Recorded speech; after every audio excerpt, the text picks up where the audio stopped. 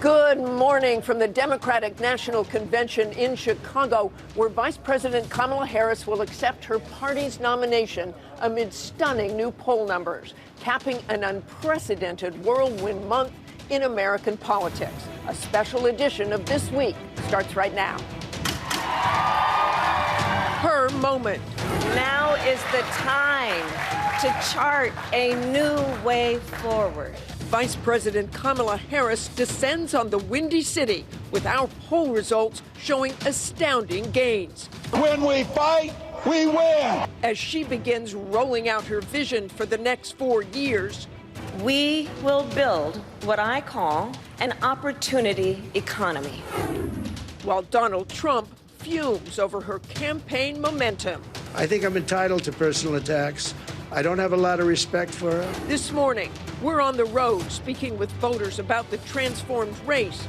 And we travel through 3 critical battleground states where Kamala Harris has made significant gains. Illinois Senator Tammy Duckworth and Chicago Mayor Brandon Johnson join us. Matt Gutman reports on convention security. Rick Klein breaks down our brand new poll, plus political analysis from former party chairs Donna Brazile and Reince Priebus. And Christie, Jonathan Karl, and Rachel Scott join our Powerhouse Roundtable. It's your voice, your vote. From ABC News, it's This Week, live from the Democratic National Convention in Chicago. Here now, Martha Raddatz. Good morning and welcome to This Week. We are live from the United Center in Chicago, where in just a few days, Vice President Kamala Harris will stand on the stage behind me as the Democratic nominee for president. It is a far different convention than the one planned just 1 month ago when President Joe Biden was still on the ticket, and many Democrats were concerned about a potential Donald Trump landslide in November.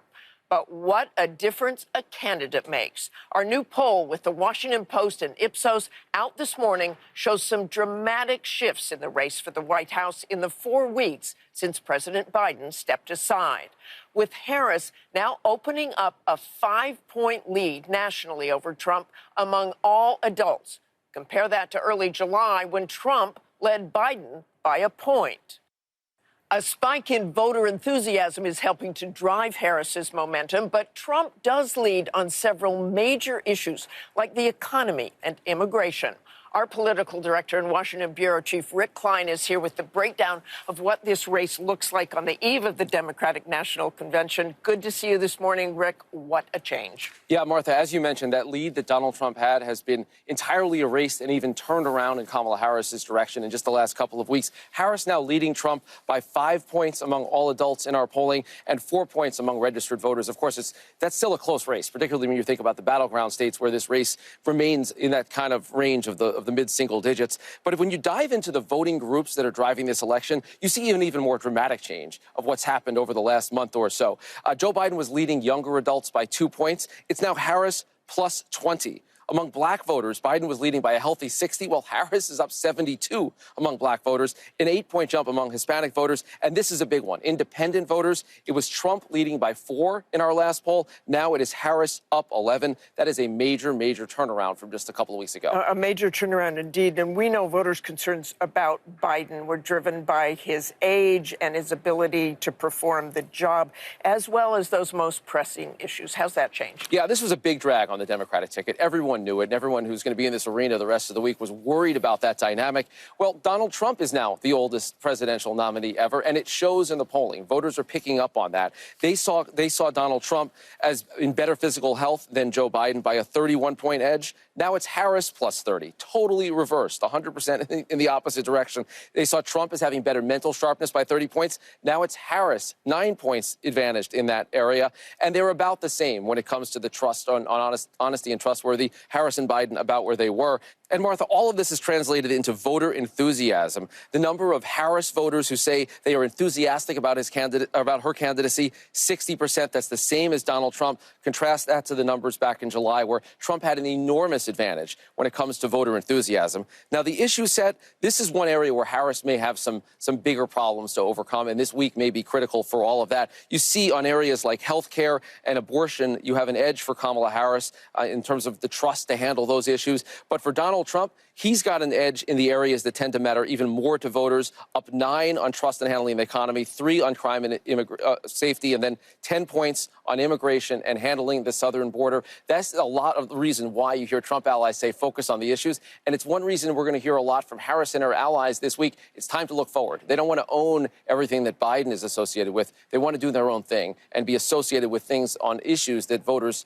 are in a better comfort zone on. Still a lot of challenges there for the Democrats, Rick. And as you know, these new poll results reflect not just numbers, but people. We saw that firsthand visiting 3 critical battleground states this week, driving more than 1,000 miles across Pennsylvania, Michigan, and Wisconsin to hear directly from voters, their voices very much backing up what the pollsters heard. From the moment our trip began, we could see the change. The flip from Joe Biden to Kamala Harris energized and enthused the party. The fact that it's a younger person, the fact that it's a woman, I mean, I love that. I feel safe now. That's how I feel. You feel strongly that she'll probably win? I do. I really do. Winning Pennsylvania is critical for a Harris victory. In 2020, Biden won the Keystone State by just over 81,000 votes. And while the big cities like Pittsburgh and Philadelphia lean Democratic, the rest of the state has large swaths of red, like Westmoreland County, where Kurt Scalzotte lives. I am going to go with Trump. Scalzotte is like the majority of those in our poll who trust Donald Trump more than Harris to handle key issues like immigration and the economy. I don't think he's a nice person, but I think when he ran the country before, he did a great job. Back to military, back to police, was hard on immigration. The economy was good.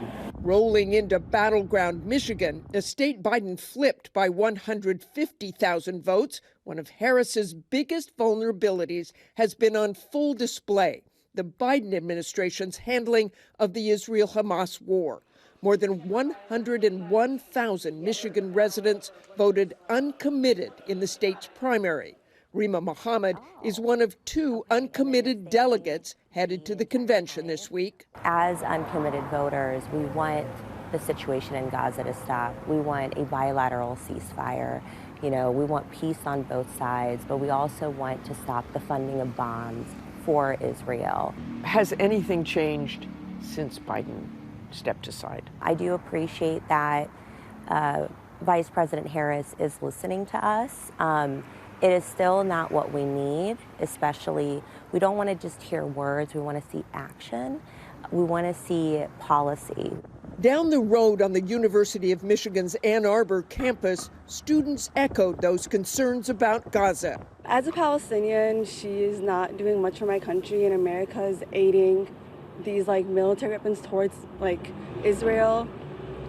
And I've known people that lost family members, and it's devastating. But despite the challenges, the overall enthusiasm for Harris is skyrocketing, especially with young voters, where she now has a 20-point lead over Donald Trump and is up 18 points from where Joe Biden was. I was one of those people who kind of felt like we didn't really have a chance if he were to drop out, because I wasn't entirely sure that the Democratic Party would get behind Kamala. But the fact that they did, that's even more of a bonus. Key to any victory is winning over independents and those Republicans not happy with Donald Trump. Take Kalamazoo County, where Nikki Haley won 36% of the Republican primary vote. Liz Donahoe initially backed Haley, but instantly got on the Harris bandwagon. I'm an independent moderate, and I try to pick the best candidate. What do you like about Harris? I like her charisma. I like her messaging. I think she's smart. I think she can deal with world leaders. Berrien County, nestled on the coast of Lake Michigan, has voted Republican in every election since 2008. On a cloudy day on Waco Beach, we met the McNay family, which has somehow managed to bridge their vast political differences. Joy is Trump all the way. He's going to make America great again. And what does that mean? That means safety. It means financial security. It means a strong economy and safety. But her husband, Steve, believes pretty much the opposite. I'll vote for the Democratic Party. Whether it's if it's Harris on the ticket, I'll vote for her just because she's probably going to be the Democratic nomination. But if there were another person in lieu of her, I would vote for that person. Boy, you must have interesting conversations. Not really. Do you fight about it? Do you talk about it? Do you put it aside? No, after the 2020 election, we pretty much stopped talking about it. Across Lake Michigan, we traveled to southeastern Wisconsin. As we drove through the sea of green farmland, the divide between urban and rural and Harris versus Trump couldn't have been clearer, like here at Crane Grain Farms in Kenosha County. Owner Michael Daniels says he'll vote solely on the economy. Our expenses, the inflation, it's hard to stay in front of it. Now with the collapsing ag world, the poor trade deficit, we need to balance this stuff. We have to get back to where we were. You supported Trump in 2016. In 2020, you would do it again. Without a doubt. I say I'm fiscally conservative, but I tend to be a little liberal when it comes to humans. But it goes back to we can't help everyone if we don't have a strong economy. Like Pennsylvania and Michigan, Wisconsin is critical for Harris. 4 years ago, Biden carried Wisconsin by just under 21,000 votes, the closest margin of victory of the election. While our polls show support from black voters has swung 12 points in Harris's favor, I'm leaning more towards Kamala. Melody Davey has not bought in. Trump's rhetoric has clearly had an effect on her in an astonishing way. Have you decided who you want to vote for? Honestly, no. I'm leaning towards Trump. And why is that? A lot of the stuff Kamala says is kind of like what Trump has said, like no taxes on tips was something that was kind of reiterated by Trump beforehand. She's just kind of been caught up in a lot of lies. Like what? I think lying about her heritage was one of them. You think she lied about her heritage? Yeah, I believe she's just Indian. I don't think she's black. She is always identified as black. She is half Indian. Well, I think that's something we can definitely agree to disagree on. And there was no convincing her otherwise. Here in Racine County, just south of Milwaukee, Democratic Party Chairwoman Kelly Gallagher is working to flip the county blue and thinks the change to Harris can do the trick. What have you seen since Kamala Harris entered the race? It has been like somebody opened all the windows and doors and let all the fresh air in. It really, within 24 hours, it just changed everything. All of a sudden, people were like running in our doors to talk about it, to find out how they could help, to see what was going on. It was remarkable. It was definitely more younger people, but also a stampede of women, which was, I think, the most noticeable. Women of all different ages, all coming in and being just so excited that it was just a sea change for us. But Gallagher will keep working hard. She is not content with those polls and that swell of enthusiasm. She said she saw the same kind of support for Hillary Clinton and knows that in this tumultuous election season, things could very well change. And I'm joined now by Democratic Senator Tammy Duckworth of Illinois. Great to see you. Great always to see you, Senator. You know, you have these very positive numbers for Vice President Harris going into this convention, the national poll showing she is ahead. What do you think she needs to accomplish here at the convention to keep that momentum going? Well, I think the momentum is continuing to build. So I don't think we've reached even the top of where the momentum is going. And then we just need to roll on through to November. I think continuing to be consistent with her messaging will be a big part of it. But this is really going to be that big push for the next 80-plus days. Well, let's talk about that messaging, because the poll also showed that the economy is the single most important issue for Americans, and people trust Donald Trump more than Kamala Harris on the economy and inflation by a really substantial number, 9 points. The vice president did message that on Friday and laid out her plan for the economy. But this is what the Washington Post editorial board said.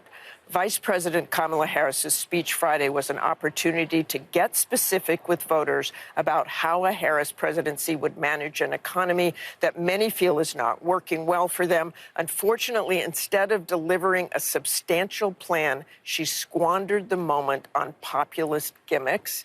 And they asked this question: price gouging is not causing inflation, so why is the vice president promising to stamp it out? What is your reaction, and how would you answer that? Well, I think most people, if you talk to working families, price gouging is an issue. But I think to talk about the overall economic message, that's why being in Chicago is so important, because here in Chicago, we've turned things around. We've had 9 credit upgrades here. We've had balanced budgets for the last 4 years. And this is really the message that we're sending. When Democrats are in charge, we're going to put the economy back on track. We're going to continue the momentum that we started. Inflation is coming down.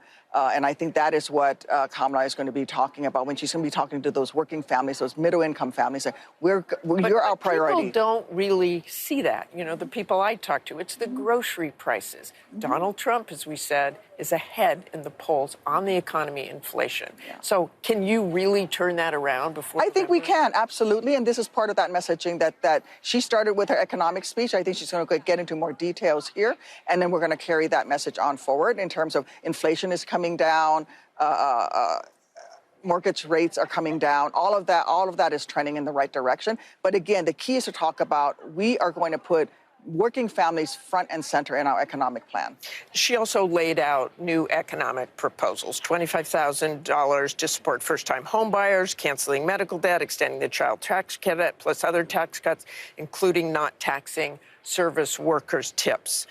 The Nonpartisan Committee for a Responsible Federal Budget estimated that plan would add $1.7 trillion to the federal deficit. Are you comfortable with that? I am comfortable with that, because what we need to do is get rid of the Trump tax cuts for the wealthy. He added over $1 trillion to the federal deficit because of those tax cuts that he put into place when he was in office, and we need to reverse that. We need to go ahead and bring down the cost of taxes on middle-income families. And again, you know, one of the frustrations that But I'm you're hearing, comfortable with that debt.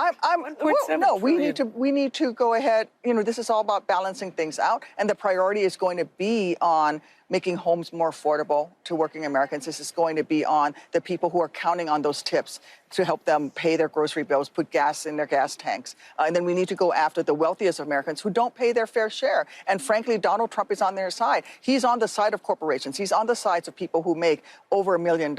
Democrats are on the side of working families, and we're going to put them front and center.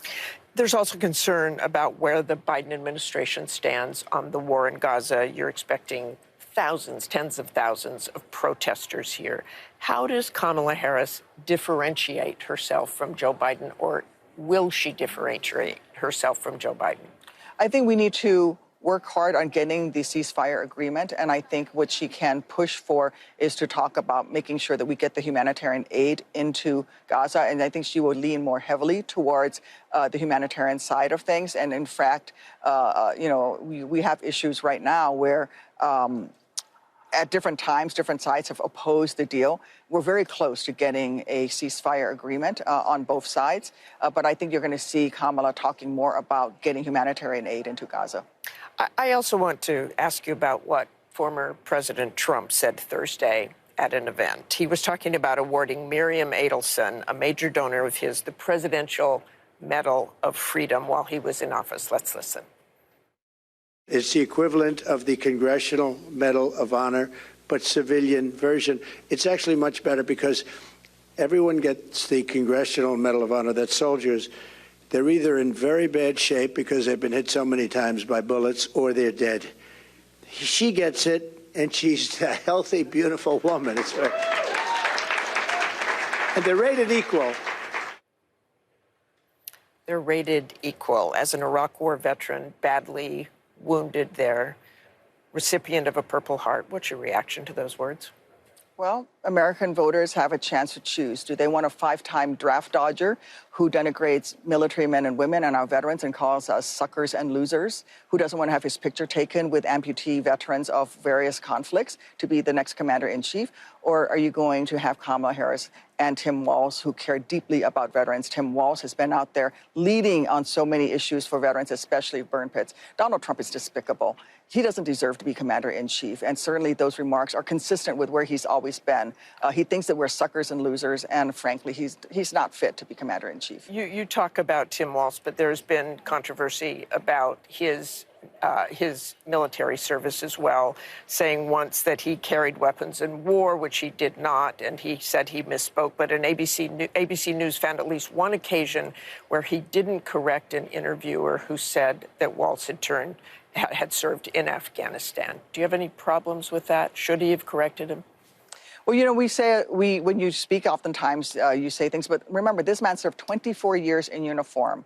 He's a retired command sergeant major. I'm excited to have a retired command sergeant major in the vice president's office, in the Situation Room, when we look at issues of conflicts around the world. It's going to be great to have that experience. And frankly, it's despicable what Republicans are doing. The same party that thinks that Donald Trump, who dodged the draft 5 times, who thinks veterans are suckers and losers, that's who they think is better than someone who served 24 years in uniform, protecting and defending us every single day.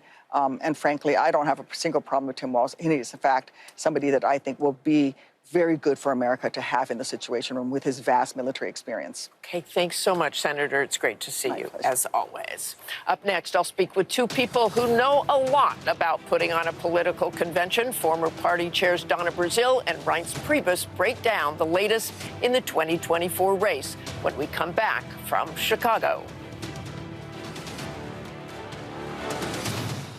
It's my eternal and great honor, I have to tell you, to serve with this most extraordinary human being and American and leader, our President, Joe Biden. Folks, I have an incredible partner. The progress we made, she's going to make one hell of a president.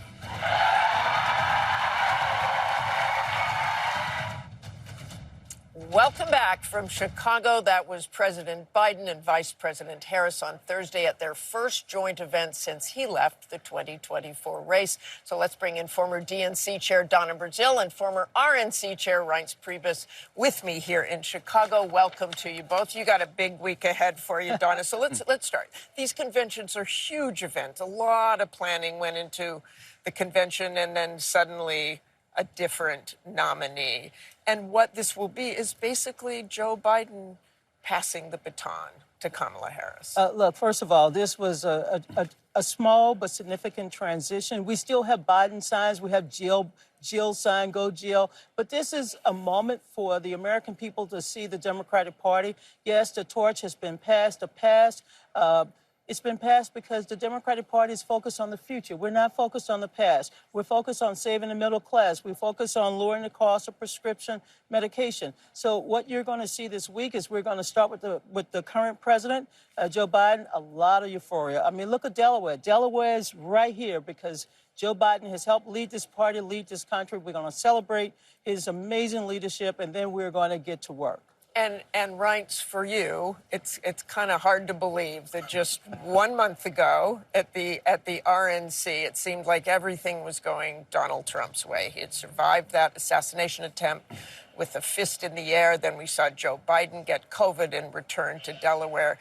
Now everything's changed, including the polls. When you look at those polls and Kamala Harris making really quite a surge, what do you do about it? Look, I think this went right back to the polls where they were before the debate, and it's true. I mean, she's had quite a ride, and she's been given, this ride through Disney World, basically, as a candidate that's been untouched, not dug into by the media, and she's had a free ride. So yeah, the polls have tightened, but she's not Joe Biden. I mean, we talked about this for a long time. I mean, she is not someone who 75% of the public thinks, is not competent. So, yes, it has tightened, but I think that in the end, this race is going to come down to two political parties and what their infrastructure looks like, what does their ground game look like, because this, again, will come back to 40,000 votes in about 4 states.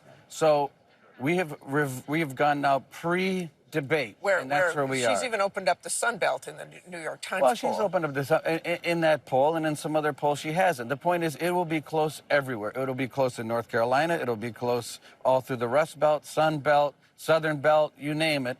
It's going to be close, and this will be decided within a field goal, one way or the other. And Donna, a lot of voters I talked to did say they want to hear more about her. We heard the economic plan that had a lot of criticism. You saw that Washington Post editorial. So what does she have to accomplish here?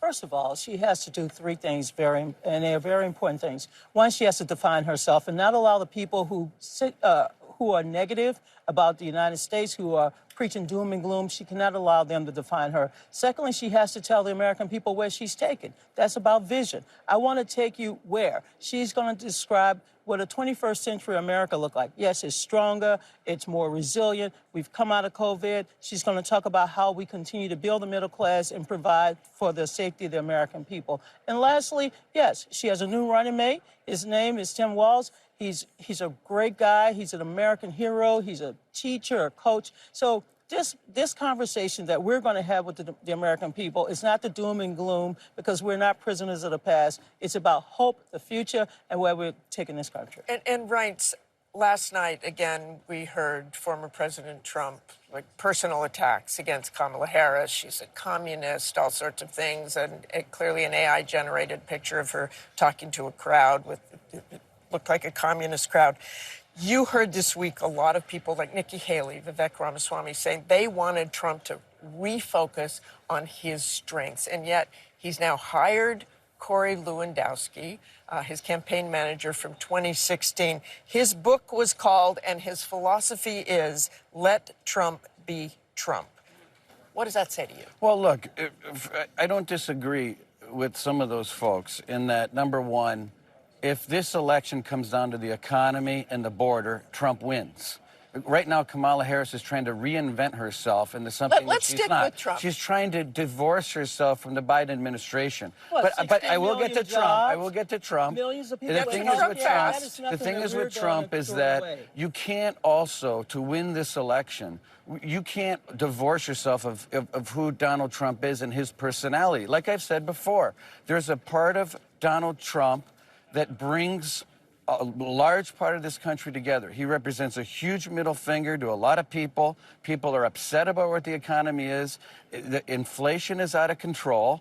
Price setting doesn't work. And giving people $25,000 to buy a house isn't going to do anything for the economy. Trump. We know that every time he opens his mouth, there's nothing but lies, insults, and vulgarity. And people are tired of it. The American people don't want this anymore. They don't want a president who basically divides us. They don't want a president who calls us names, who cannot even pronounce the name of the vice president of the United States. What they don't want. Kamala Harris. Okay. Kamala what they don't Harris. want is out of control inflation, a border that's completely out of control, a world that's falling apart, and Kamala, who's lying to the American people about whose fault it is. I mean, does she bear no fault for where we are in this economy? She has nothing to do with this. So she has nothing to do with the withdrawal of Afghanistan. I was going to ask you guys about the debate coming up on September 10th. I think I just got a preview. You want the defeatist attitude that Donald Trump has, somebody who criticized the military? The deficit, look at it. And what about what happened what happened in Afghanistan? Okay, I feel like a moderator here of a debate, and I'm gonna cut that off, but we'll probably see something I'm glad he can that. pronounce her name is Vice President Kamala. We got it. For the job she did. And we're proud of that job of the Biden-Harris administration. All right, you guys are on fire this morning. Thanks very much. Let's go. There you go. Tens of thousands of protesters are expected here in the coming days. I'll ask Chicago's mayor about the preparations underway when we come back.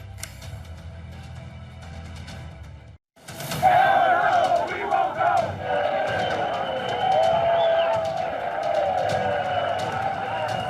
I know that every delegate to this convention shares tonight my sorrow and my distress over these incidents, may we just quietly and silently, each in our own way, pray for our country.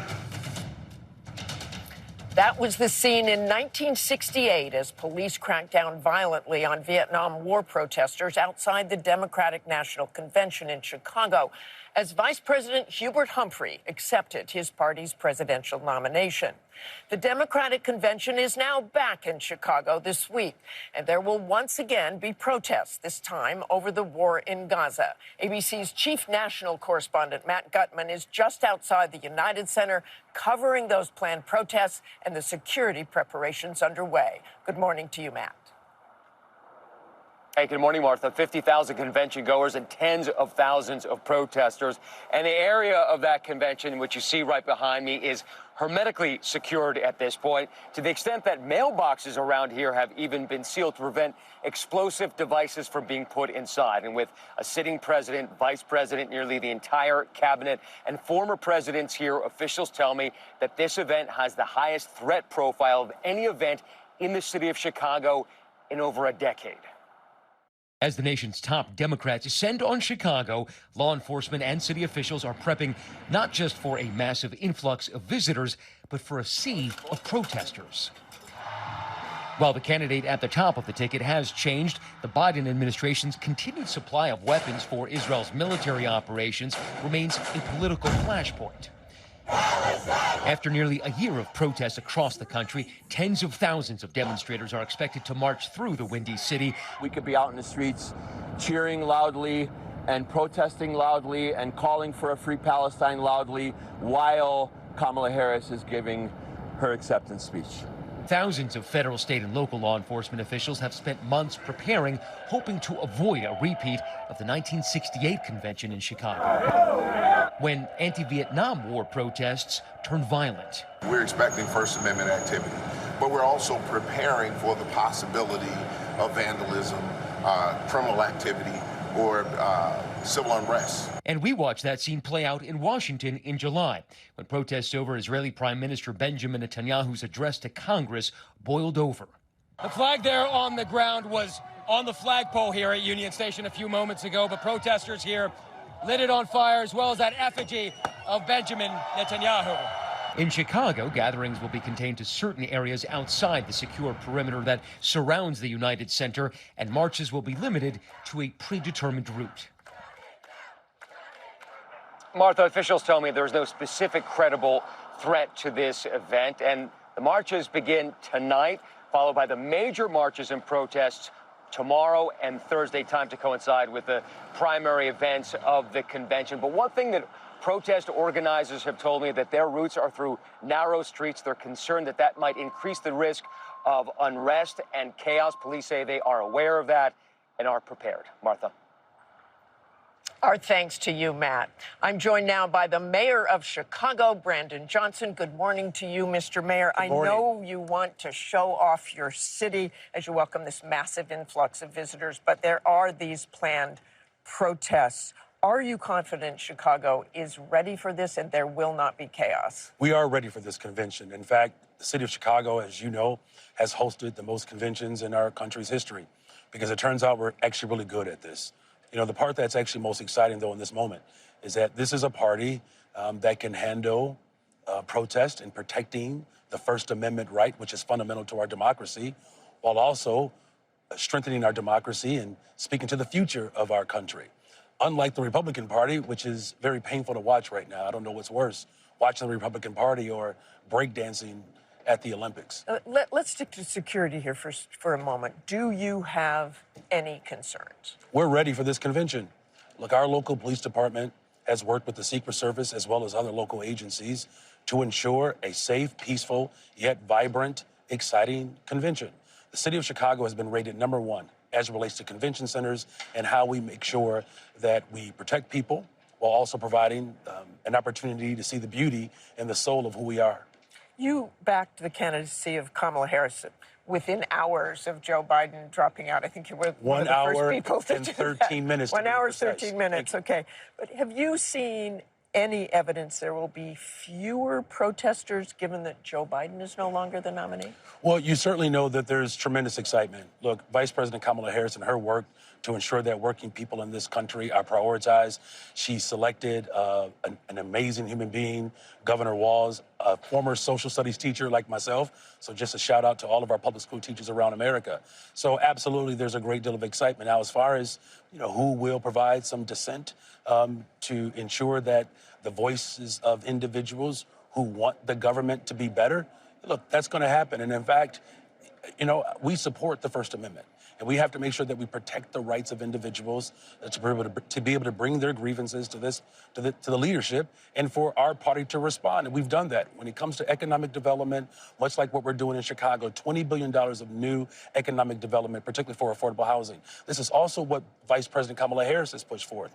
A $300 billion infusion into our public education system, $100 billion infusion to make sure that people can find pathways to home ownership. That's who we are as a party, and that's why there's so much excitement around Vice President Kamala Harris. You talk about Chicago and that you're ready for this. You have 1,700 fewer police officers because of attrition, because of retirement. How did you make up for that?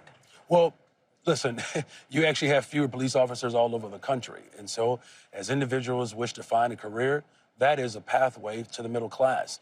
I can tell you this emphatically.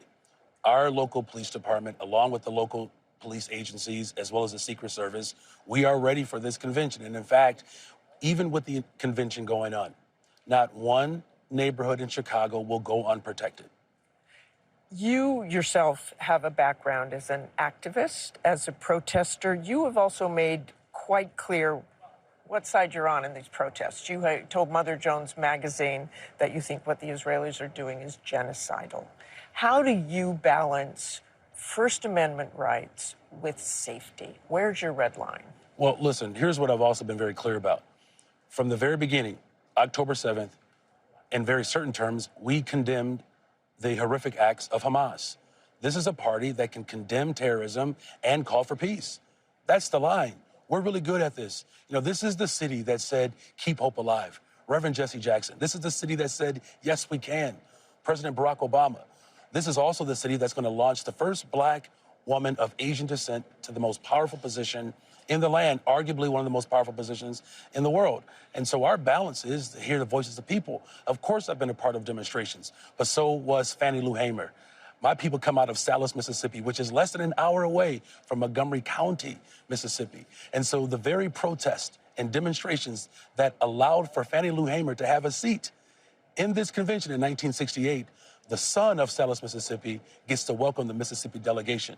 And I know we're going to hear a lot of that tomorrow night when you speak on the floor. Did I just give you a preview of my speech? I think you just gave me a preview of your speech. Thanks for joining us this morning. Thanks for having me.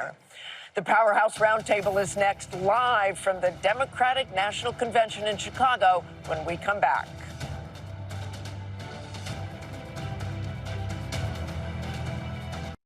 It all started with the debate.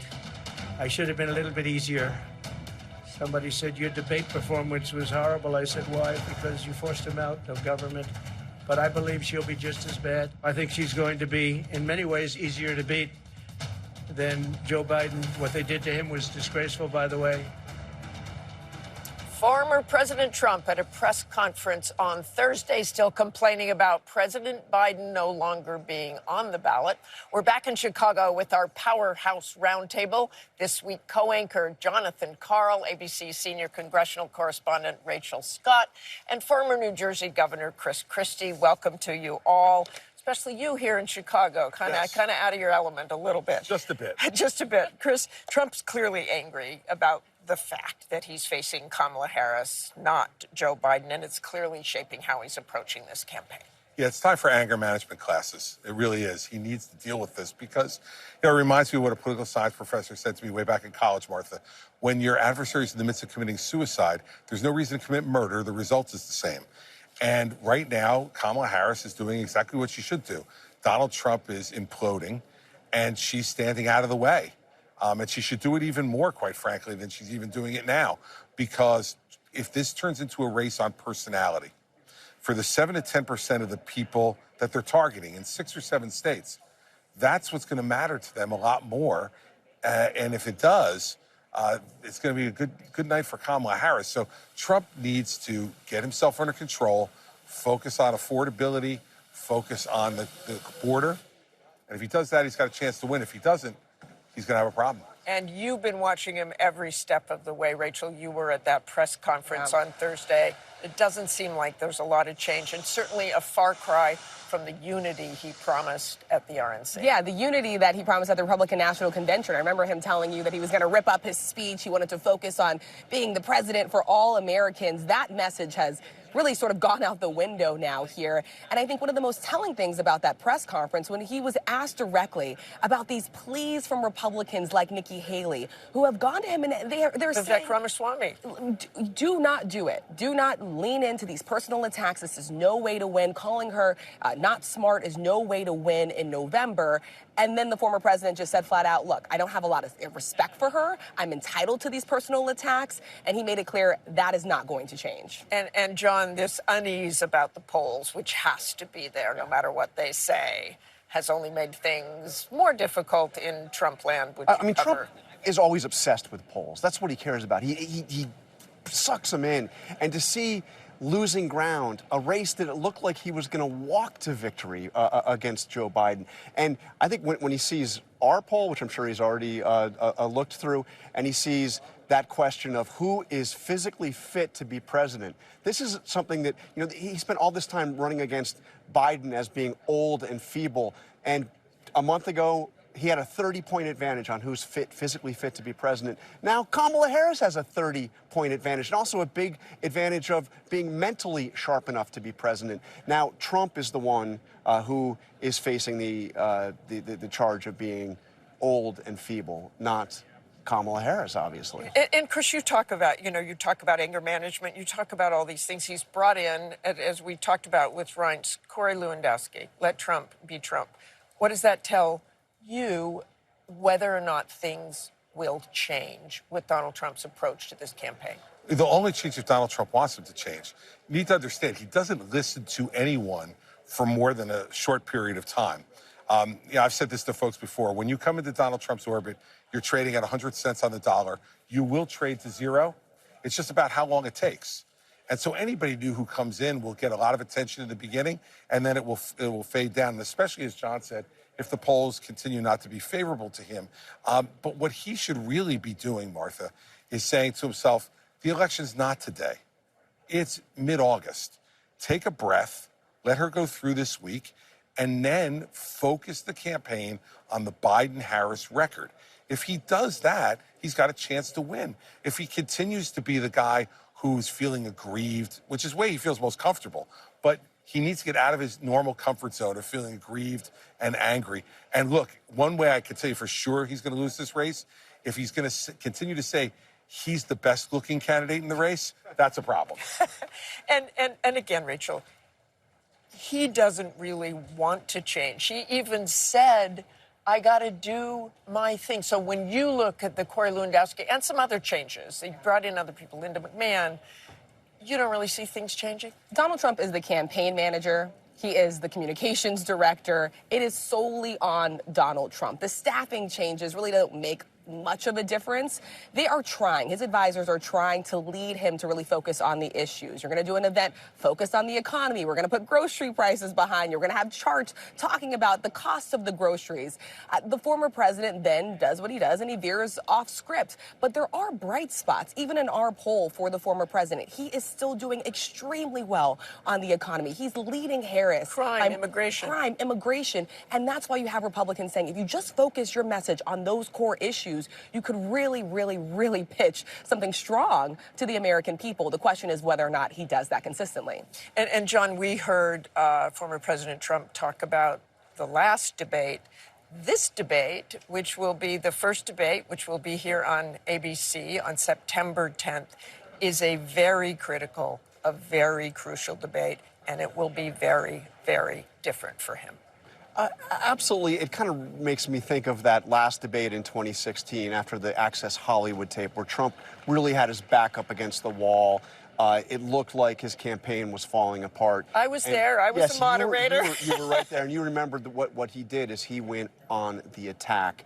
And I expect that he is going to go after Kamala Harris. And the question is, does he just overdo it as he has been? I think in many ways Kamala Harris has the ability to bring out the worst of Donald Trump. So we'll see what happens in that debate. But, you know, he is going to be completely on the attack from the minute that it starts. Martha, if Donald Trump loses this race, he's going to go back to the strategic error they made in agreeing to that June debate. I thought so at the time. Made no sense for Donald Trump, ahead in the race at that point, to debate Joe Biden then.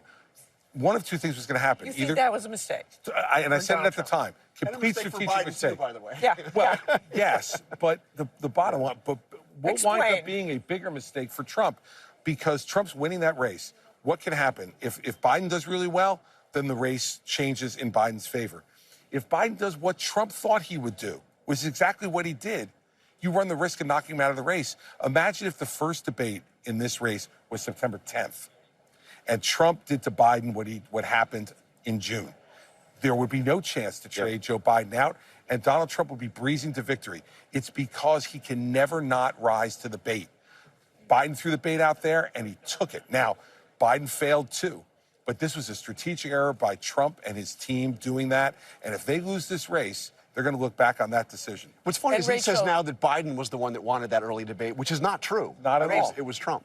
Rachel, we have about 30 seconds left here. I just want your take on this debate and how Kamala Harris should handle this kind of debate. She knows who she's up against. She knows who she's up against, and she has proven that she is a strong debater. Remember her calling out, President Biden back when they were running against each other back in 2019. She has to toe the line a little bit. She can't necessarily come out of prosecuting the case against Donald Trump on that stage. Her challenge for this convention, Martha, she's going to have to separate herself from Biden, talk about her vision, champion what they've done in the administration, but also pitch her vision. Charm and disarm. Okay, charm and disarm. Got it. There's the advice. He knows Thanks charm. to all of you. You betcha. Thanks to all of you. We'll be right back from Chicago. And thanks for sharing part of your Sunday with us. Be sure to tune in all week to ABC and ABC News Live as I join our powerhouse political team for full coverage of the Democratic National Convention here in Chicago. Have a great day.